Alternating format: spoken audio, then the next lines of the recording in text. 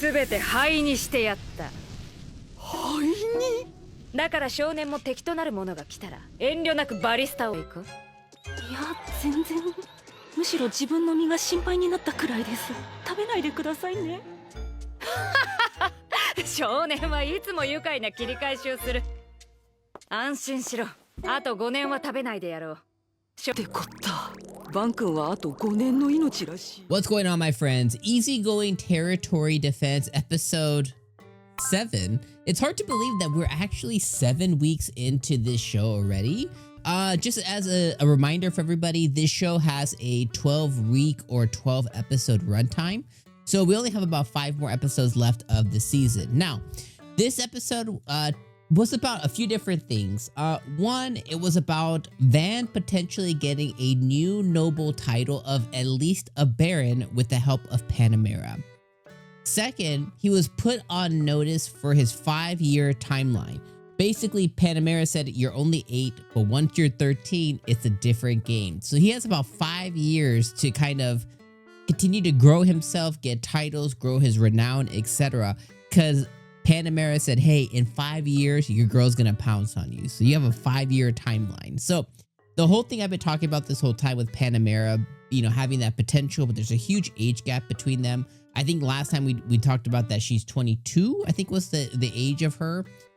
You guys can correct me in the comments, but I think we decided that she's 22 based on the timeline that they told us in either last episode or the episode before when they told us Panamera's backstory. So I think she's around 14 years older than Van is at this point, but in 5 years he'll be 13, she'll be 27, you know, so you flash forward a few years, whatever. So she's not completely out of the realm of being in his really close circle, you know.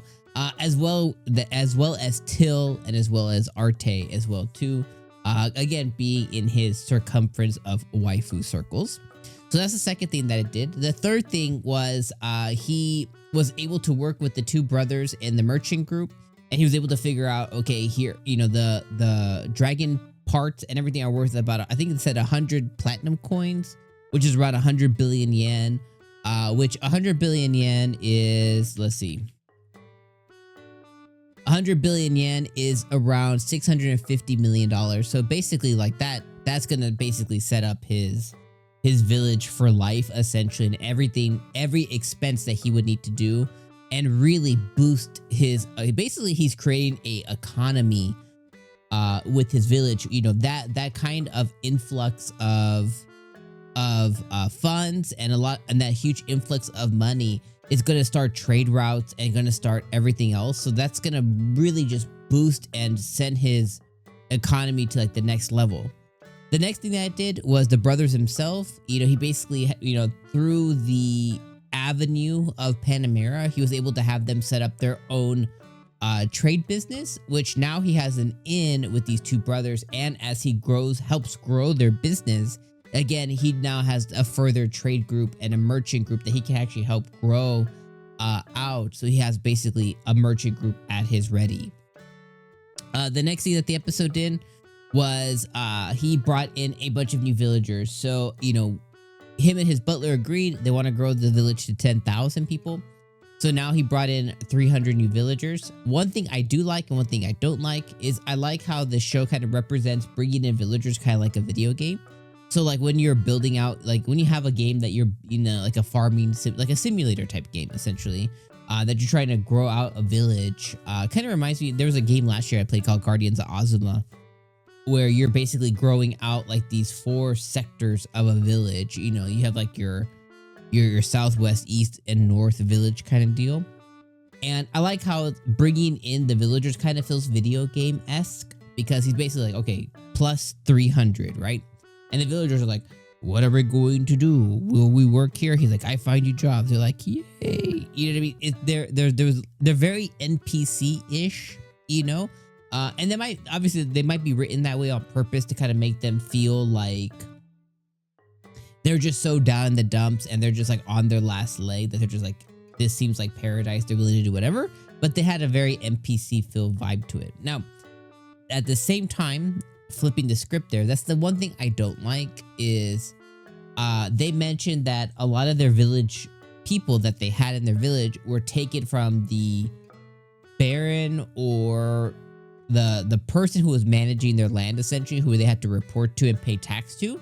They took all of their like young men and, you know, for war and for army purposes and stuff. So one thing that I hope that the show tackles, but they didn't this episode, is what's the fallout? What's the yeah, I guess what's the fallout? What's the penalty for taking in all of these villagers, right? He's going to have to answer or, you know, send notice or something to somebody. You can't just take in a village's worth of people and have no penalty of it based on the lore that that village reported to, because now they're going to have no taxes. They're going to send people to that village and they're all going to be gone. So he's going to have some kind of turmoil with whoever they reported to at that point. I kind of wish that they spent less time on the yay, let's eat cake, and more time on the political side of it. Because that really is the kind of key piece missing here for me, is the politics with him growing so quickly. The village going to the size, you know, gaining trade routes and stuff. Obviously, the king got notice of him through Panamera this episode, but the politics is what I would like to see this show dive a little bit deeper into. That's kind of one of the key things missing for me. But other than that, that was the biggest criticism I have of the episode, was just, oh, these brand new villagers came over just too conveniently. So I would like to see more there. So hopefully it gets us that. But regardless, we're 7 weeks in. There's a few very key things that happened this episode. So we'll probably see him become a baron. Who knows what's going to come of that? We'll probably see the village grow even more. And we'll see what ends up happening next week. Next week is called A Post-Apocalyptic Band's Rowdy Dungeon Exploration. So my guess is I think they found a dungeon, or I think the adventurers reported a dungeon to Van early on, I think a couple episodes ago. And they basically said, okay, let's not explore that, because if we do, we have to report that to Van's dad, essentially, and it could basically screw up their economy. So maybe next week is they're finally going to set that up, because now they have more economic stakes and they have more funds and they can basically handle that.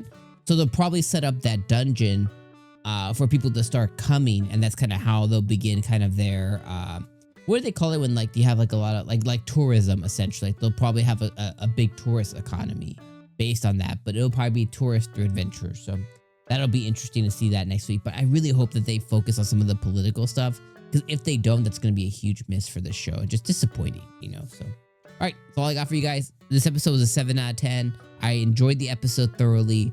There was a couple of criticisms here, but at the end of the day, I still really enjoyed the show. I think it was 7 out of 10. I think it was really good. So let me know what you guys thought in the comments down below. Hit me with a like before you guys leave, and I'll see you next week. Peace.